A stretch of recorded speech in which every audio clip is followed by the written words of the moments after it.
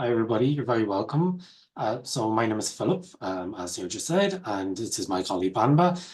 So we come from a charity called Ahead.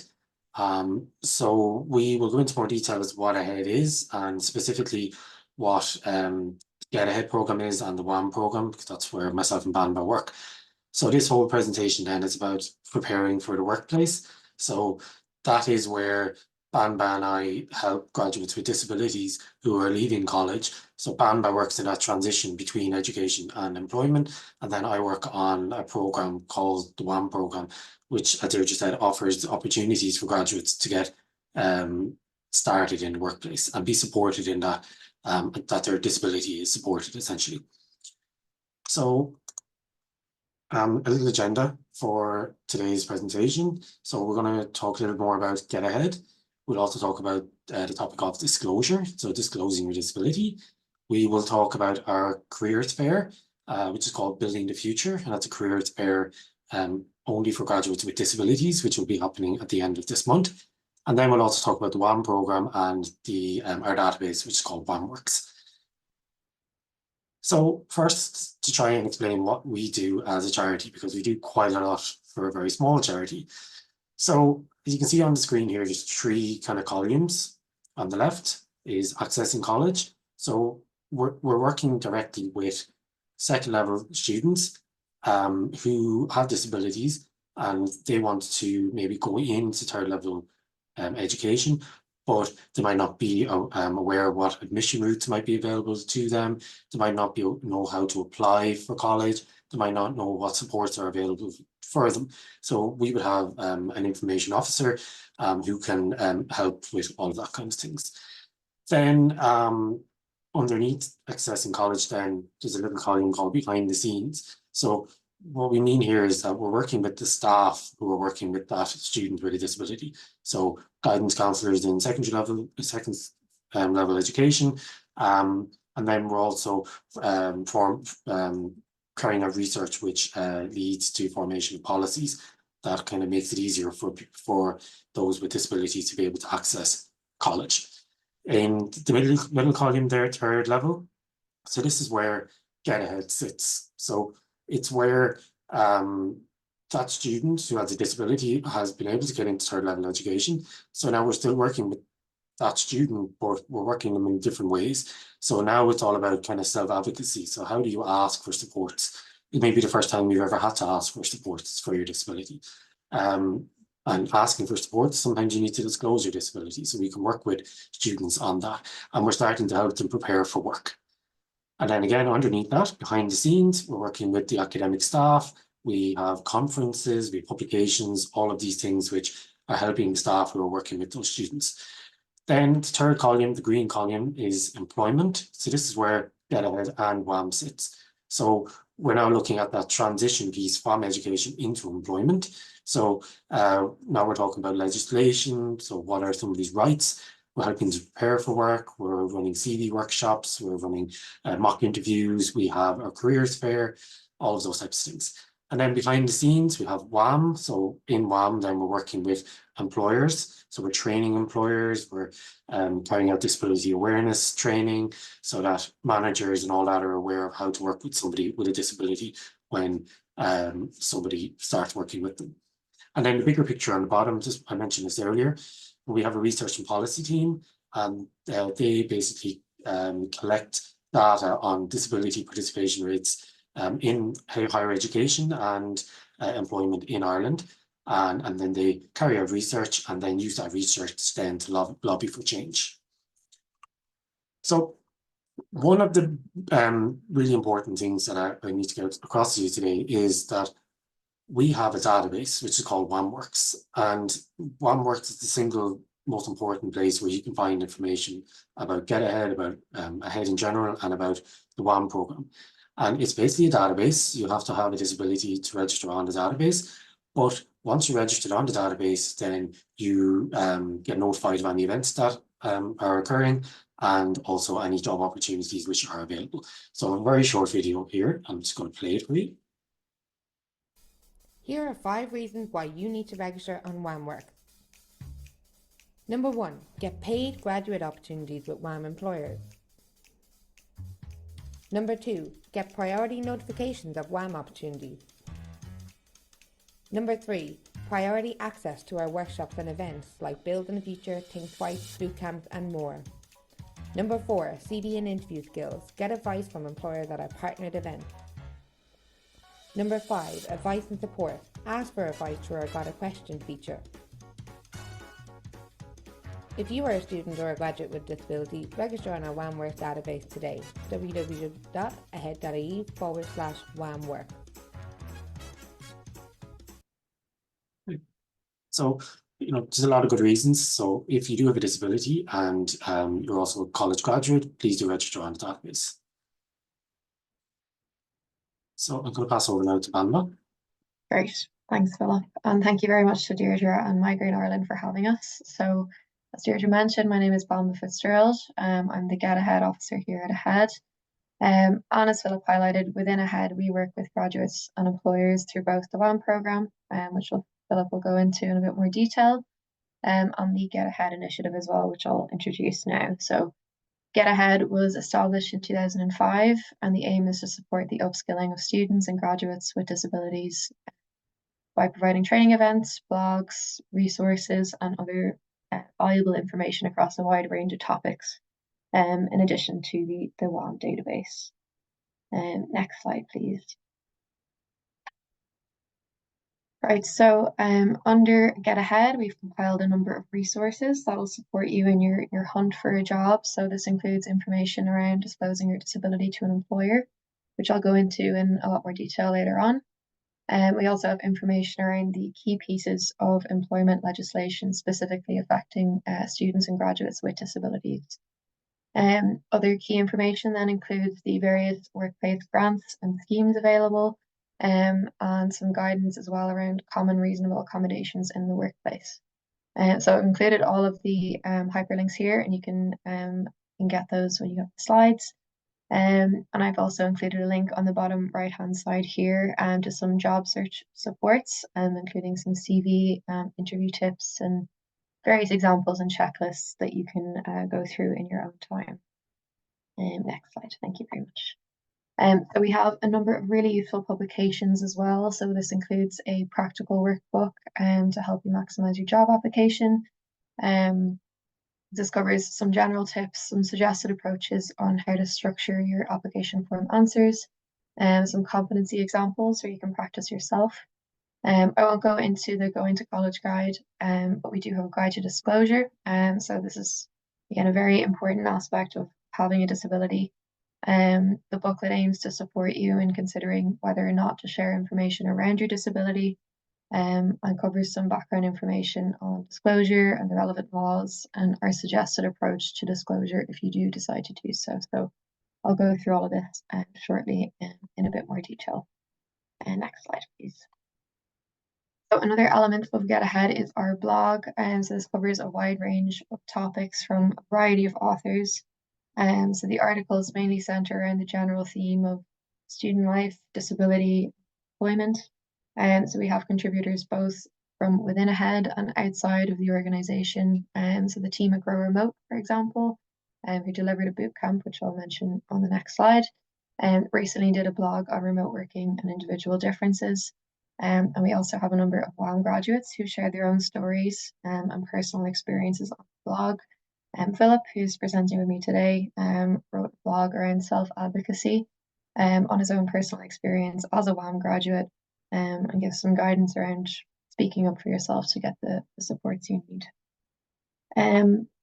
I just want to add as well that if you're interested in submitting a blog post as well about your own experience, we'd love to hear your story. So please feel free to get in touch. I've included a link again here on the bottom right if you want to have a look.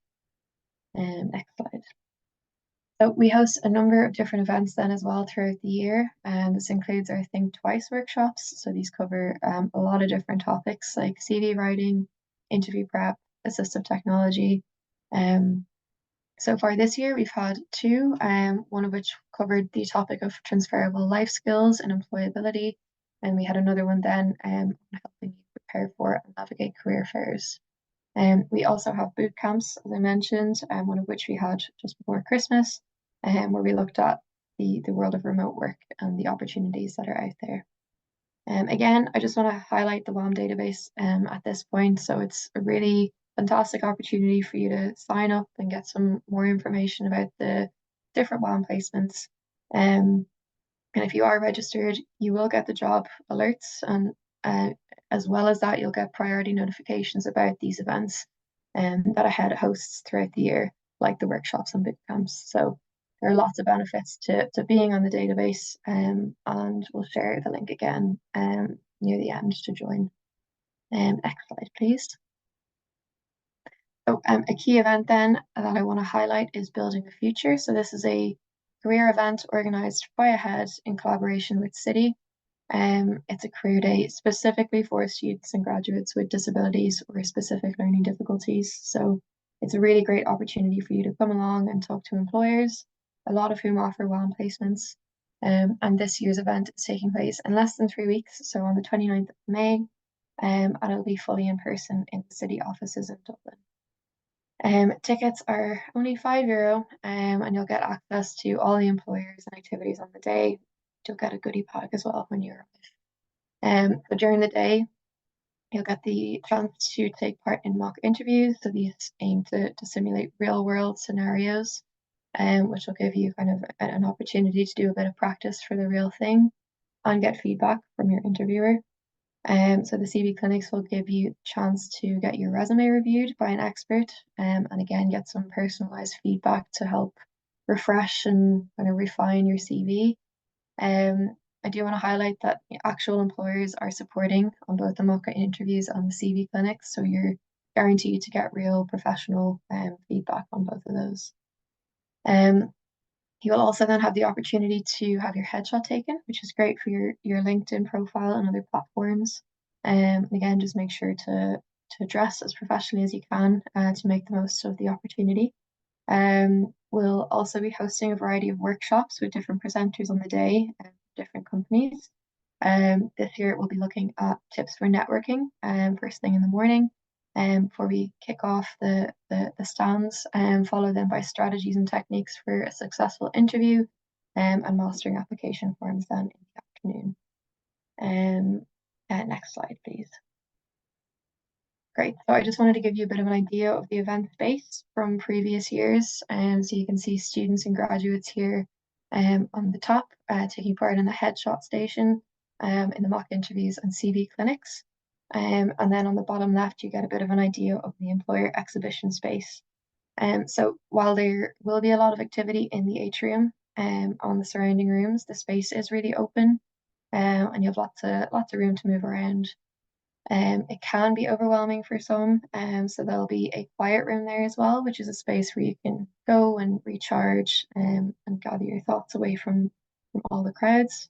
And we'll have some fidget toys and comfortable seating in there, and it's open to everyone who needs it. So it's a really, really great day and really great opportunity. Hope to see you all there. So we've covered then a lot of what goes on under the Get AHEAD initiative. So I just want to move on to the topic of disclosure, which I lightly touched on earlier with our disclosure guide. So this is a particularly important topic when you're thinking about the shift from education to employment, or if you've not yet disclosed in your current workplace and you're considering disclosing. So we recognize that the term disclosure can mean different things to different people, and its meaning changes depending on the context. So from AHEAD's engagement with students and graduates with disabilities, a lot of them feel that the word disclosure can be perceived as negative, and this might not necessarily align with how they feel about sharing their disability. Using the word disclosure also has particular connotations in the legal framework. So when we use the word disclosure in the context of the work or the education environment, we define it as informing or telling someone about your disability. So disclosure is recognized as one of the most complex aspects of having a disability, especially when it comes to seeking employment. It can be a really challenging decision for many people with disabilities.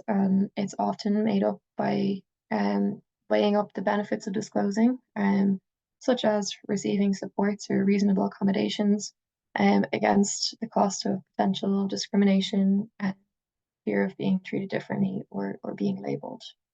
Next slide, please. Right, so this is particularly true for hidden disabilities. So hidden disabilities are disabilities that are not immediately apparent. So this can include intellectual disabilities, mental health conditions, learning difficulties, and migraine. So like the image we have here on the slide, some disabilities can look like the individuals on top. So people who have a physical impairment, who may be in a wheelchair or using a cane. And however, most disabilities look like the image on the bottom. So it's not clear that this person has a disability or what their disability might be. And people with hidden disabilities can often be reluctant to disclose their condition for a number of reasons. Again, like the fear of judgment, discrimination, or misunderstanding from others. They might worry about their condition being trivialized or not taken seriously. And the invisible nature of the disability can make it difficult for others to kind of understand the challenges that they face, which then further complicates their decision to disclose. Next slide, please.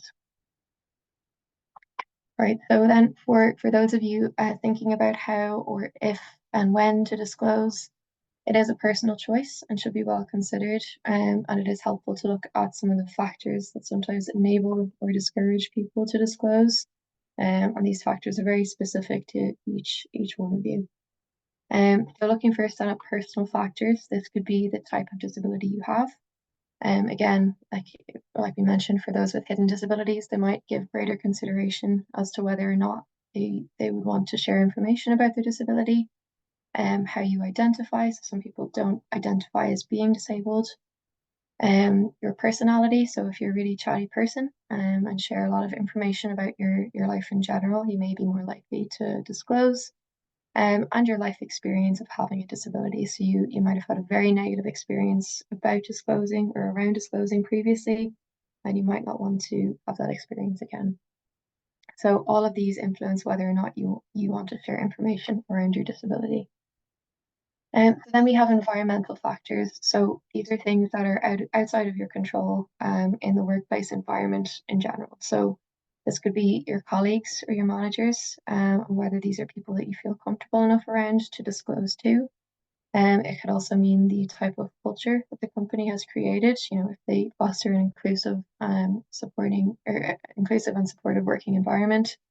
The type of working arrangements as well. So you may be working from home and not feel like you have the need to disclose if you're not physically in the office. And finally, then the awareness of disability in the workplace. You know, have they done training? Do they have a disability statement on their website or an employee network group for people with disabilities? Then in terms of systemic factors, these are things that are very much outside of your control and more on a national and legislative level. These cover employment equality legislation, so the legal acts that are there to protect you, and anti-discrimination practices, or the company policies and procedures, or transport and infrastructure that is there just to support you getting to and from your job. We also then have national grants that are available to ensure that you're supported to do your job. And just to note here that private sector employers can apply for grants, and there is funding within the public sector organizations to ensure that you're supported to do your job. So these are the three factors that you might look at when considering whether or not you wish to disclose your disability. Next slide, thank you. So then to support you in making this decision, we've outlined an action plan. So this covers 5 questions that you might want to answer. And this is in our guide to disclosure, which is an editable PDF. So you can work through this in a PDF format, or you can print it out and work through each section yourself. So I'm just going to quickly walk through each question just to give you a bit more information about each one. So we start off with the why then, so identifying the reasons that you might want to disclose. This could simply be that you want the company or your colleagues to know, or you might need a piece of assistive technology to better support you in your role, or maybe an accessible building or room if you're in a wheelchair, for example. Depending on your why then, this will shape the what you decide to disclose. So if you want to ask for a reasonable accommodation, for example, you'll need to give some background and explain. So giving them some relevant, useful information that's specific to your disability and the accommodation that you're requesting. So an example might be that you need certain environmental changes like reducing light and ways to reduce the risk of migraine in the office. Moving to when then, depending on your situation, you might want to disclose before you even interview. So reasons can become apparent depending on where you're at in your employment journey. So it could be before you enter the recruitment process, or maybe in the workplace as you become a little bit more familiar with your environment, or if your environment or your disability changes. It is really important to note that there's no legal obligation on an employee or potential employee to disclose that they have a disability. It's entirely a personal choice. You will also need to consider that if the employer has no knowledge or awareness of your disability, they can provide you with reasonable accommodations. So just to keep that in mind. Then you need to decide on the most appropriate person to disclose to. So if you are looking for a reasonable accommodation, it is important to disclose to those who can help to put these in place. So this could be maybe the person who's arranging the interview or your line manager, for example. And then how. So you then decide how you wish to disclose depending on what you're most comfortable with. For example, you might be more comfortable with sharing this information via email instead of in a face-to-face conversation initially. So we're just, next slide, please, if we can move on. Thank you. So we're just going to walk through a case study now just to give you an idea of how to use the template yourself. So Sarah is a recent graduate who suffers from migraines, and she was offered a 12-month contract with an employer. This was Sarah's first time working in an office, and she did not disclose to her employer that she had a disability, and therefore didn't request any reasonable accommodations. Because of the nature of the role, Sarah spends long periods of time in front of a screen and can struggle under bright office lighting. So shortly after Sarah started work, combination of the fluorescent lighting in the office and the general strain of a full working day in front of a screen was taking a toll on her general well-being. She could do a full day of work, but then she'd spend her evenings and weekends recovering, as well as using her own annual leave when her migraines were very severe. So as a result, she couldn't keep up with workloads and was always trying to play catch up to get on top of her tasks and deadlines. And next slide, please. So with that in mind, this is how Sarah used the template to decide if she wanted to disclose her disability to the employer. Her why was that she wanted to request accommodations that might benefit her, such as options for remote working to limit the pressure on her to be able to work from home, an environment that suited her a bit better. Her what was that she wanted to disclose that she suffers from migraines and wants some flexibility for her to perform effectively in the job without being exhausted in the evenings and needing to use her holidays for recovering. In terms of when then, so she thinks her scheduled weekly one-to-one meeting would be a good time to discuss this with her manager. On her who was her manager first, and perhaps the HR department or her colleagues. In terms of how then, she would chat with her manager during her weekly one-to-one and then follow up with an email and maybe include other people from her team or in HR who needed to know. So I hope that gave you a little bit of an overview on some of the steps that you can take to decide if you want to disclose and an idea of what the Get Ahead initiative looks like and how it can support you as a whole. And please feel free to reach out to me if you like, just to get more information. I'm sure Deirdre can give you the details. On that note, then I'll just hand over to Philip and he's going to walk you through the WAM program on the WAM database. Thanks, Wanda. Thank you. So the WAM program then, so you can see an image here on the right-hand side of various logos of different employers that we either working with currently in the WAM program or have worked with in the past. So lots of, high-profile worldwide companies, and then also, the civil service and kind of maybe more smaller national companies. So then what is the WAM program? So through the WAM program, employers provide WAM with paid graduate level jobs exclusively for people with disabilities. So what this means is that jobs that are available through the WAM program, the people who apply, obviously they must have a disability, they must have must be a college graduate with minimum level 6. But what it means is that you're only competing against other people who have a disability and level 6 education. You're not competing against other people out on the mainstream market. So it's only exclusively for people who are applying to the WAM program. So when an employer comes to us with a job that they would like to hire somebody with a disability through, we then provide support and training for that employer. So we work with the employer on their job description, their whole recruitment process. We carry out training with the interview panel so that they're aware of their own unconscious biases that they might have towards disabilities, things that they need to be aware of, such as like maybe the environment that the interview has been carried out in, the specific needs that a person might need, whether it's online or in person. And then all of our jobs are full-time and they're for a minimum of 6 months. But employers can stipulate if they want a longer contract. So actually most of our contracts are 1 year or even 2 years.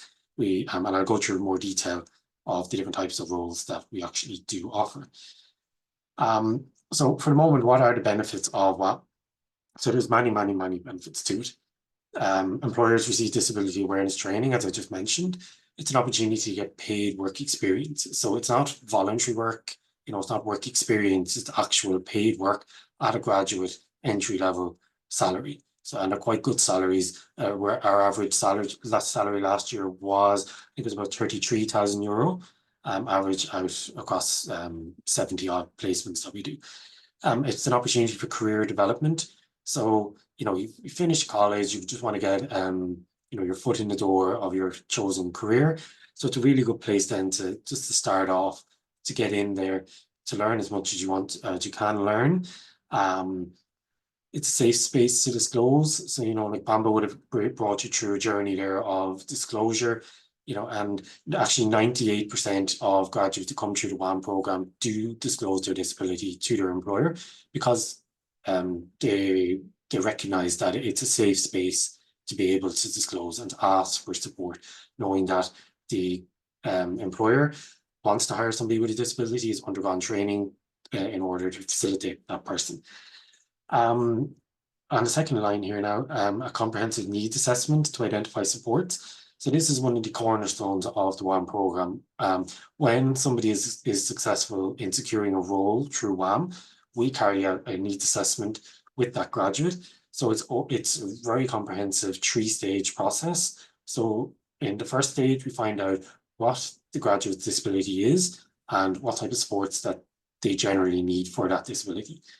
The second stage then is we ask the employer, what will this graduate actually be doing every single day in their job?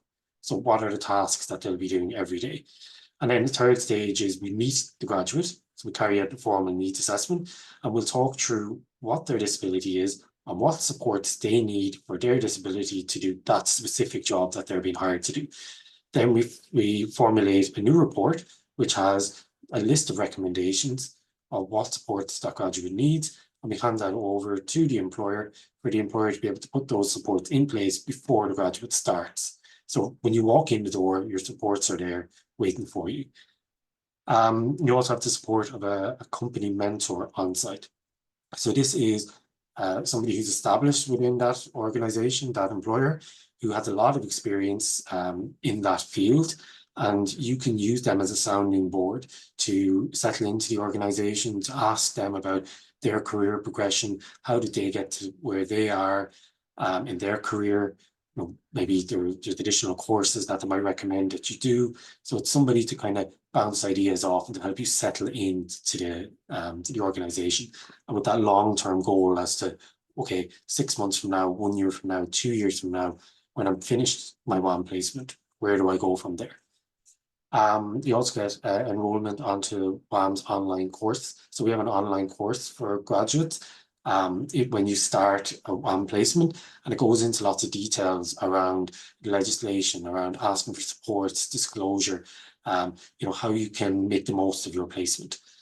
And then the last point there on the right-hand side just has support from the WAM team. So the WAM team supports a WAM placement for the first 6 months of that placement. So we're here in the background, we check in with you regularly, we check in with your manager regularly, we check in with the mentor regularly. Just basically we're here as an additional layer of support. If there's any other supports that you've identified that you might need, or if your disability has changed, or if the job has changed, we're here in the background and we can then come in and make additional recommendations for support. And then the last benefit there on the very bottom is about improved confidence. So it's a really great opportunity to come in, start you know, a role and grow your confidence from somebody who just finished education to going out into the workplace. So we know WAM works. So like we've lots of testimonials from the 670 odd graduates who have come through the program so far. So 81% of our graduates have secured employment as a direct result of their WAM placement. So what we mean here is that within 6 months of a graduate finishing their WAM placement, 81% of those graduates went on to secure full-time work, whether it was with the same employer, whether it was with a similar employer, maybe similar employer but in a similar field. So that's a massive percentage. To go from 0% of people in employment to then 81% 6 months later securing work it's great. And then some of the testimonials. So from this placement, I had the confidence to apply for a traineeship in a legal law firm. I'm one off until I'm a trained solicitor. Thanks for everything. And the second testimonial, I can safely say that I would not be nearly as successful without the support of a head. I am now a full-time permanent civil servant and I literally could not be happier. So how does it work? So there's a couple of rules that you have to be able to abide by to take part in the WAM program. So you must have a disability and you must meet the educational requirements that are outlined in a job. So WAM have a minimum level 6 QQI qualification, but that doesn't mean then that an employer might stipulate that they want a level 7 qualification or even a level 8 or even a level 9. Vast majority of our roles are around the level 6, level 7. You must be work ready, so you must be available to take up full-time graduate level work. So none of our roles are part-time, they are full-time work and you must be ready and able to be able to take up full-time work. So through the database that we mentioned, that's where all of our jobs will be advertised. And then you submit a CV or an application form. It depends on what an employer asks for, and you would submit that through the database. And through the application process, then you get to request any reasonable accommodations that you might require. So that's any reasonable accommodations that you might require for the whole interview process. So it might be extra time to answer a question.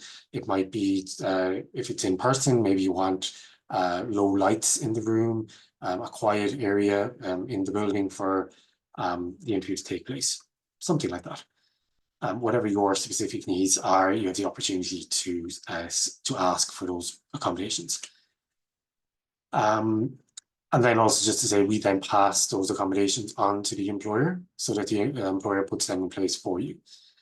The employer will then shortlist. So all the applicants that came in, they'll review them and they'll shortlist who they'd like to call for an interview, and then they'll actually conduct those interviews.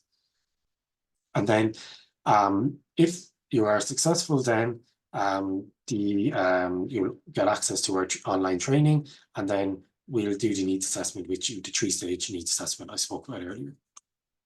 And then after all that's done, you're ready to commence work. So this slide then is just to give a profile of the different types of WAM placements we've had over the last 12 months. So a variety of different roles. I'm just going to go through them now. So the civil service, so we have a partnership with the civil service who hire 25 graduates through the WAM program for an EO, so that's an executive officer role. And what's really special about this is that this is called a permanency pathway. So you do an initial 10-month WAM placement, and through that 10 months then there's a variety of stages that you need to complete. So basically what the civil service want to do is they want to make sure that you're growing in the role and you're learning the skills that they want you to learn. And that happens over a 10-month period. And then at the end of the 10-month, as long as you pass all of those specific kind of requirements that they've set out, you can then transition into becoming a permanent member of the civil service. So that's a really, really great opportunity. And all those locations for the civil service are nationwide, so everywhere from Donegal to Cork to Dublin, all over the country. It's open to all disciplines, and it's a QQI level 6. And then we also have roles with the local authorities. So they are the county councils that are around the country. So there are 31 county councils all around the country, and they hired 13 assistant staff officers. Again, that was nationwide, all over the country. So we worked with 5 local authorities. We worked with Kerry County Council, we worked with Waterford County Council, South Dublin County Council, Monaghan County Council, and Cavan County Council. Open to all disciplines again, and that was a QQI level 6. And those roles are for 10 months. Then we have a variety of graduate programs. So we work with a lot of different companies on their graduate programs. So Bank of Ireland, National Treasury Management Agency, we have Pfizer, Allianz, which just opened today for applications. I'll go through that in more detail later. And also Enterprise Ireland. Those roles do tend to be based in Dublin, but some of them do have a hybrid element to it. So it'll be a mixture of being able to work from home and in the office. It is open to all disciplines. Some employers might ask for a very specific educational requirement, but it's usually open to a variety. And again, the QQI level can change. So it could be a level 7, level 8, level 9. It depends on each employer. And the duration then will be from 1 to 2 years.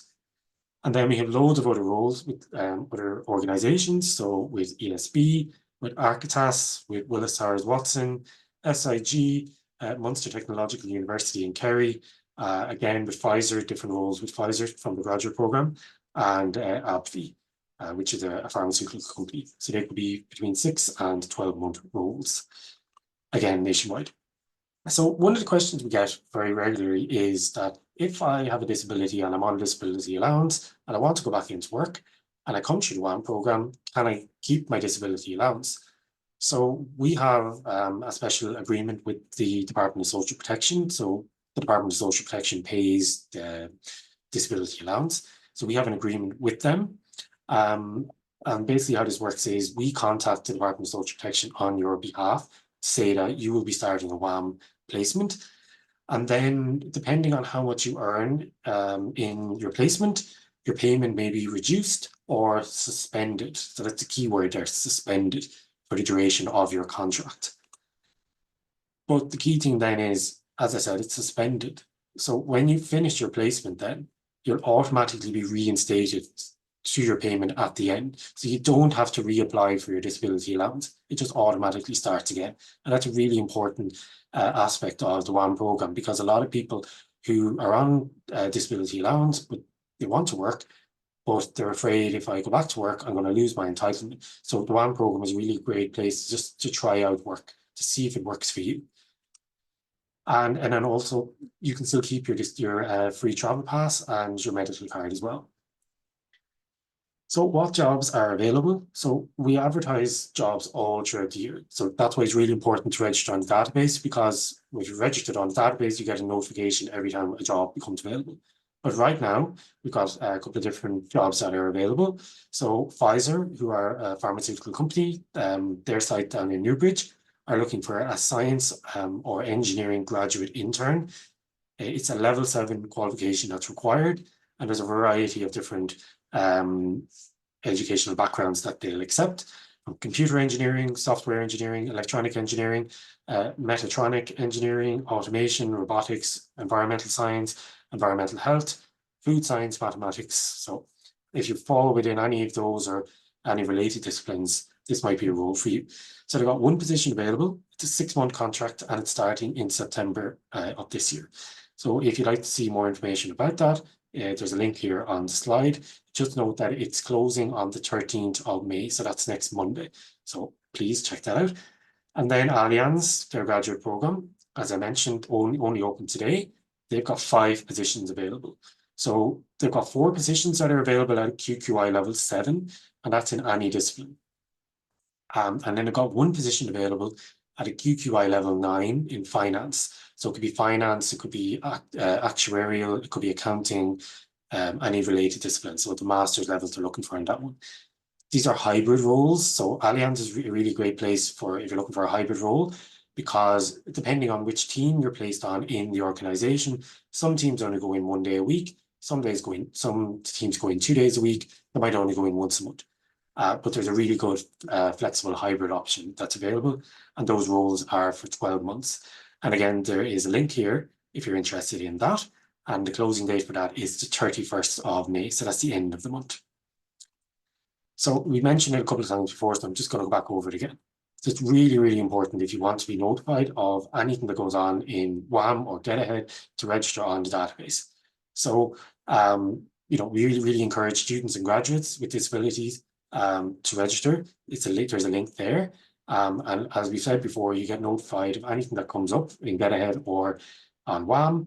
And that's the first place. Even if you want to apply for a job, you still have to set up an account, because the applications have to go through the WAM Work database. So please register if you would like to do that.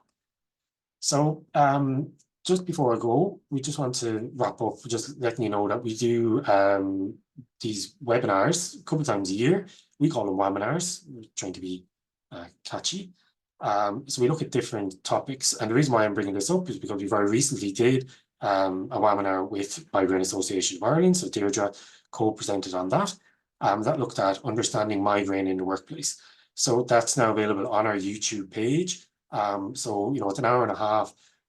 Deirdre and Pascal go into loads of detail on having being somebody with a migraine in the workplace. And then there's somebody who suffers from migraines shared their personal experience of being somebody with a migraine in the workplace. So there's a link there to our YouTube page where you can watch that back. Or if you'd like to be invited to any webinars that come up in the future, you can also email us at wam@ahead.ie to get your name on the mailing list. So then this is one of our recent resources that we've launched. So this is a free online self-enrolling course. It's called Disability 101, Awareness, Inclusion and Equity. So it's aimed at kind of two sectors, so the education sector and the employment sector. So when you log in to do the course, you can choose which more interests you. So if you're interested in employment, then you select the employment route. So as I said, it's a free online course. It's usually for managers, HR, anybody who works in human resources, any colleagues in the workplace.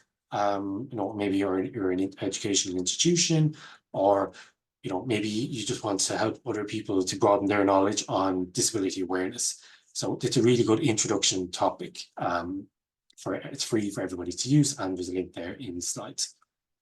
So that's it from us.